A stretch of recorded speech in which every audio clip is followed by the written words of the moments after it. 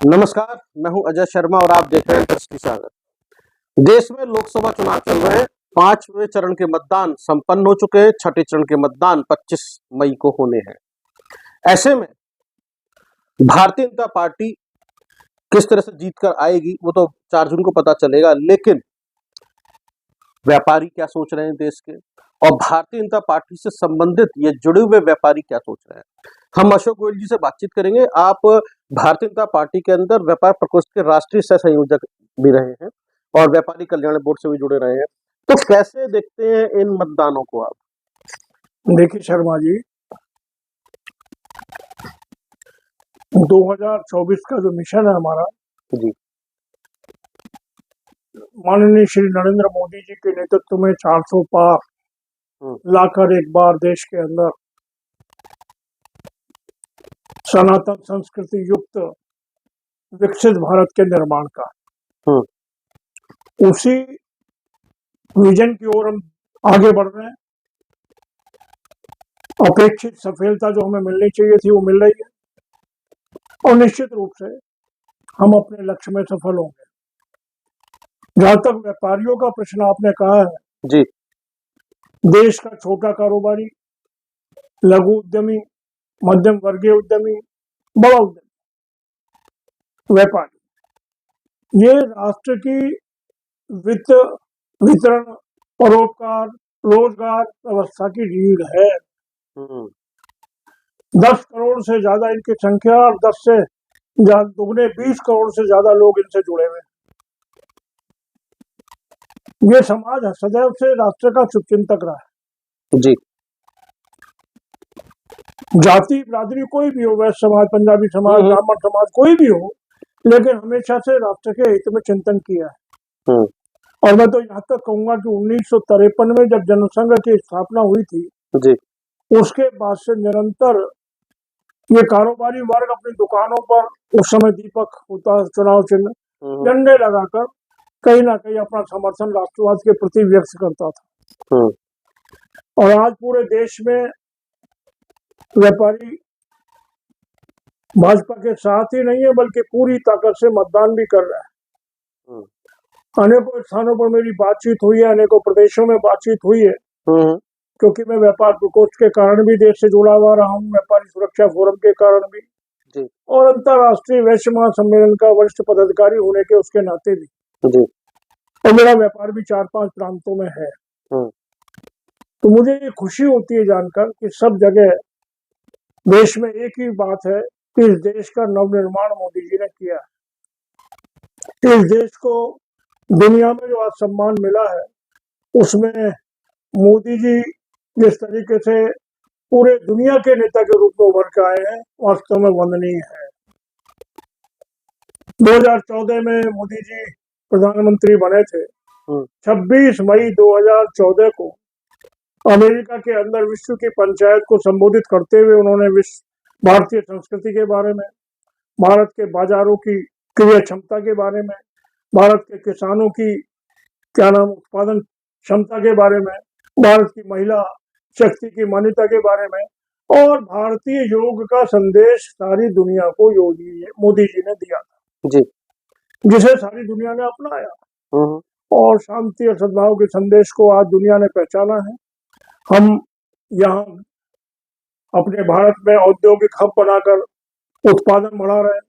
दुनिया के लोगों को ये कहा गया कि भाई बजाय चाइना के आप यहाँ आइए, अन्य देशों में जाने के बजाय यहाँ आइए, यहाँ उत्पादन कीजिए, यहाँ हर तरह के आपको सुविधाएं मिलेंगे, युवा शक्ति जबरदस्त है और यहाँ का उत्पादन होकर माल जा रहा है। हमारा निर्यात कई गुना हुआ है, हमारा स्वदेशी उत्पादन कई गुना हुआ है, हमारे यहाँ डिजिटल लेन देन के कारण जो है यहाँ हमारा राजस्व बहुत बढ़ा है और हम दुनिया की 11वीं अर्थव्यवस्था से 5वीं अर्थव्यवस्था पर आ चुके हैं, तीसरे की ओर बढ़ रहे हैं। देश को जीने का नया तरीका मिला है, नई बहुत तेज गति वाली आधुनिकतम ट्रेनें चल रही हैं, हर तरह का विकास, पानी में क्रूज चल रहे हैं। देखना चाहिए कि मोदी जी ने गांव के लिए, गरीब के लिए, किसान के लिए, पिछड़े के लिए, दलितों के लिए तो अनेक योजना लाए। उन सारी योजनाओं का लाभ सभी वर्गों को मिला और बिना किसी जातीय मजहब के भेदभाव के बिना मिला, लेकिन आम जनरल सामान्य व्यक्ति को जितना तरीके से दिल में खुशी हुई है उसको जो है शब्दों में प्रकट नहीं किया जा सकता। जी। मेरा ये कहना है। यानी कि कुल मिलाकर जैसे अभी आपने स्वदेशी रोजगार की बातचीत की, तो मैं जो समझ पा रहा हूँ कि मेक इन इंडिया के लिए उन्होंने जो लोगों को प्रोत्साहित किया, एक आह्वान किया, उसका फायदा हुआ है। मेक इन इंडिया के लिए ही तो प्रोत्साहित किया, उसके अलावा एमएसएमई क्षेत्र को बढ़ावा मिला। जो कोरोना के बाद आर्थिक मंदी आई थी, उस समय 20 लाख करोड़ का पैकेज देने का ऐतिहासिक काम मोदी जी ने किया। उसमें 3 लाख करोड़ अकेले एमएसएमई क्षेत्र के लिए थे। छोटे दुकानदारों के लिए मुद्रा योजना के माध्यम से बिना किसी गारंटी के उनको ऋण मिलना सस्ते ब्याज पर, हर तरीके से एमएसएमई को बहुत सस्ता ऋण मिलना, उद्योगों को सस्ता ऋण मिलना, उद्योगों को नई तकनीक मिलना, उद्योगों को सारी सुविधाएं मिलना ताकि वो निर्यात बढ़ा सके। ये मोदी जी जैसा व्यक्ति कोई कर सकता था, ये देश में हुआ है और ये देश अब निर्यात करता है अपने हथियारों का। हम रक्षा संसाधनों में भी जो है सक्षम हो गए। जी जी। अब हम जो है तेजस विमान भेज रहे हैं, अब हम जो है ब्रह्मोस मिसाइल भेज रहे हैं, सीमा के चारों तरफ हमने सड़कों का जाल बिछाया है। हम सशक्त भारत, स्वाभिमानी भारत, समृद्ध भारत के रूप में, विकसित भारत के रूप में निरंतर बढ़ रहे हैं और बढ़ते रहेंगे। एक विषय पर और चर्चा मैं आपसे करूंगा जिसके बारे में अक्सर अब बात करते हैं लोग। मैं जम्मू कश्मीर के बारे में आपसे बातचीत करूंगा। धारा 370 वहां हटाई गई और अमित शाह जी का बहुत बड़ा रोल उसके अंदर रहा। जिस तरीके से उन्होंने वक्तव्य दिया, जो एक जोश उनके स्टेटमेंट में था संसद के अंदर, कैसे देखते हैं क्या होने वाला है इस बार के चुनाव में? देखिए, माननीय अमित शाह जी देश में एक ऐसे गृह मंत्री के रूप में आए हैं सामने, जिन्होंने बड़े दृढ़ इरादे के साथ संसद में कहा कि हम पीओके को वापस लेकर रहेंगे। जी। पीओके हमारा है। 370 के कलंक को मिनटों में समाप्त कर दिया। कुछ लोग कहते थे कि ये जाएगा, वो हो जाएगा, खून की नदियां बह जाएंगी। कुछ नहीं। आज कश्मीर में शांति है, आज कश्मीर में तिरंगा लहराया जाता है, कश्मीर में वोटिंग हुआ है, तो बड़ी मात्रा में वोटिंग हुआ है। वहाँ विकास हो रहा है, वहाँ के लोगों को रोजगार मिल रहा है, लोगों में शांति है। एक ऐसा गृह मंत्री जिसके दिमाग में योजना है कि जैसे यहाँ घुसपैठी आ गए, ऐसे जो है यहाँ हर तरीके के शरणार्थी आए हैं जो विदेशों में कहीं सताए जा रहे थे मजहब के नाम पर, उनको CAA लागू कर दिया। बिना विरोध करते रहो भी तुम्हें करना है। लेकिन कुल मिला के अगर हमारे लोग विदेशों में, पास के 3-4 देशों में इस तरीके से सताए जाएंगे कि तुम जो है मजहब के कारण, उनका मजहब कुछ और, उनका मजहब कुछ और, तो हम उनको शरण देंगे ही, हम उनको नागरिकता देंगे ही।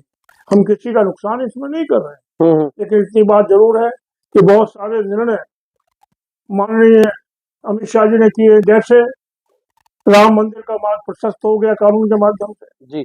इसके अलावा 3 तलाक हमेशा के लिए हमारी मुस्लिम बहनें परेशान थी, समाप्त हो गया। इस प्रकार से लगता है कि एक नया उनके अंदर जोश है, जज्बा है और आगे कुछ करना चाहते हैं। अभी तो केवल मोदी जी बताते हैं, ट्रेलर है, आगे देखे क्या होता है। नहीं, बिल्कुल। जिस तरीके से अभी आपने धारा 370 की बात की, आपने 3 तलाक का भी जिक्र किया, हलाला इद्दत की जो आपने बातचीत की है इस तरीके से, तो ये जो सारा सब कुछ है, अगर हम उत्तर प्रदेश में आ जाते हैं और उत्तर प्रदेश में जैसे योगी जी की हम बात करते हैं और योगी जी ने जिस तरीके से यहाँ पर इन्वेस्टर समिट्स कराए, एक लोग इन्वेस्टर्स भी आए और यहाँ की ग्रोथ इंजन जो है वो भी काफी बढ़ रहा है, तो कैसे देखते हैं एज ए व्यापारी नेता उत्तर प्रदेश के व्यापार को? देखिए, योगी जी का नाम आते ही सीना गर्व से फूल जाता है जी। वो व्यक्ति जो 2017 में पहली बार सत्ता में आए, लंबे समय के बाद, 15 साल के अंतराल के बाद, और आते जिस तरीके से गुंडों और माफियाओं पर अंकुश लगाया, सुरक्षा व शांति सम्मान का माहौल दिया, पूरे प्रदेश में एक नया माहौल तरक्की का आने लगा। 24 घंटे बिजली मिली, सड़कों का जाल बिछ रहा है,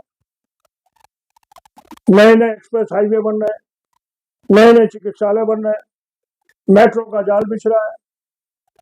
इतना ही नहीं, इंफ्रास्ट्रक्चर में बेहद विकास हुआ है। और जहां तक आप कह रहे थे उद्योगों के लिए ODOP योजना, व्यापारों को जो है हर तरीके से सरलीकरण, पूरी राहत, ODO योजना के माध्यम से प्रत्येक जनपद के घरेलू उद्योग को बढ़ावा।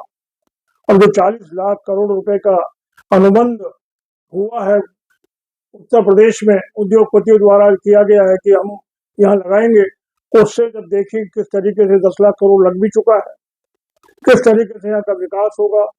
योगी जी ने वास्तव में उत्तर प्रदेश को एक नया प्रदेश, विकसित प्रदेश, ऐसा प्रदेश जिसमें आस्था का सम्मान होता है, जिसमें भगवान राम में दीपावली अयोध्या में मनाई जाती है, भगवान राम का मंदिर ऐसा बनता है कि सारी दुनिया के लोग आज वहां जाकर शीश झुका रहे हैं, सारी दुनिया में भारत का गौरव फैला है। ऐसा काशी कॉरिडोर विश्व में सुंदरतम एक जो है काशी का महत्व है, भगवान शिव का महत्व है, उसके आधार पर उसका विकास। प्रयागराज में ऐतिहासिक कुंभ, और अब तो मथुरा वृंदावन को भी कृष्णमय होली मिली है, वहां का भी विकास निश्चित रूप से हो रहा है। प्रदेश में आस्था को सम्मान, गौ माता को सम्मान, कांवड़ यात्रियों को सम्मान, अनेकों प्रकार से योगी जी ने दुनिया का और देश का दिल जीता है। आज योगी जी केवल उत्तर प्रदेश तक सीमित नहीं है, सब जगह पूरे देश में उनको जो सम्मान की दृष्टि से देखा जा रहा है। उन्होंने एक संस्कृति दी है अपराधियों का दमन करने की, वो संस्कृति है तो घने कड़े अपराधी है, और उन्होंने दोष ज्यादा किया है तो बुलडोजर संस्कृति, कहीं ना कहीं ऐसी संस्कृति। इसके अलावा बहुत सारे अपराधी ऐसे भी हैं जो ज्यादा खूंखार थे, उनको एनकाउंटर भी हुए हैं, अनेकों प्रकार की घटनाएं हुई हैं। मैं तो कह सकता हूँ योगी जी का जो शासन है वो वंदनीय है, और उत्तर प्रदेश में हमारा जो लक्ष्य है, सारी सीटों पर विजय का, हम सब सीटों पर आगे हैं। 80 सीट उत्तर प्रदेश में है। कुछ लोग गलत तरीके से लोग बहका रहे हैं लड़के की हमारी जस्ती में धूल आपकी आ रही है, वो अपनी 1 या 2 सीट की परवाह करें, वरना लगभग हम सभी सीटें जीतने जा रहे हैं। हमारे लोगों से ये निवेदन करना चाहता हूँ, चाहे वो लोग दिल्ली में बैठे हैं, चाहे वो लोग कहीं भी बैठे हैं, जहाँ 6ठे और 7वें चरण के चुनाव होने हैं, वो लोग ज्यादा से ज्यादा मतदान करें। ये समझ ले कि कुछ लोग आज जो है मजहब के नाम पर एक ऐसा जो है संदेश देना चाहते हैं वोटिंग का। हमारा ये कहना है कि आप जो है इस देश के लिए, नवनिर्माण के लिए, आने वाले भारत के भविष्य के लिए, अपने बच्चों के लिए, तो कुछ लोग चाहते हैं कि किस तरीके से हमारी संपत्ति छीन कर दूसरे लोगों को दे दी जाए, किस तरीके से हमारी संपत्ति जो पिता से मिलती है तो भारी टैक्स लगा दिया जाए, किस तरीके से हमारे दलित और पिछड़े भाइयों का जो आरक्षण है उसको छीनकर मजहब के आधार पर दे दिया जाए। ये सब नहीं चलेगा, मोदी ये सब होने नहीं देंगे। और ये देश हमारा देश है, सशक्त देश। और मैं तो ये कहना चाहूंगा आखिर में, व्यापारी संदेश सर्वोपरि भारत देश। जी, अभी आपने जिस तरीके से सुना गोयल साहब ने कहा कि व्यापारी संदेश सर्वोपरि संदेश है। 2024 के 5 चरण के मतदान हो चुके हैं, 2 चरण के मतदान है। आपने अपील भी की है ज्यादा से ज्यादा संख्या में निकल कर लोग मतदान करें। व्यापारी खुश है, समृद्ध है और देश तरक्की कर रहा है। ये एक भरोसा है भारतीय जनता पार्टी के ऊपर अशोक गोयल जी का, और जो पिछले लगभग 6 दशक से भारतीय जनता पार्टी की राजनीति करते चले आ रहे हैं। फिलहाल क्या होगा 4 जून को, और नरेंद्र मोदी यानी कि अच्छा होगा, एनडीए कितनी सीटें लेकर आएगा। वैसे 400 पार का नारा है, लेकिन फिर भी उम्मीद है, और कुछ जो भविष्यवाणियां हैं वो 422 तक की हुई हैं कि 422 सीटें आ सकती हैं। तो अब 422 आएंगी या 400 आएंगी, कितनी आएंगी, वो 4 जून को जनता जनार्दन फैसला सुना देगी अपना, जो आप सुना रहे हैं। फिलहाल बहुत बहुत धन्यवाद, देखते रहिए आप दृष्टि सागर। इतना सारा क्यों बढ़ा दिया आपने बाद में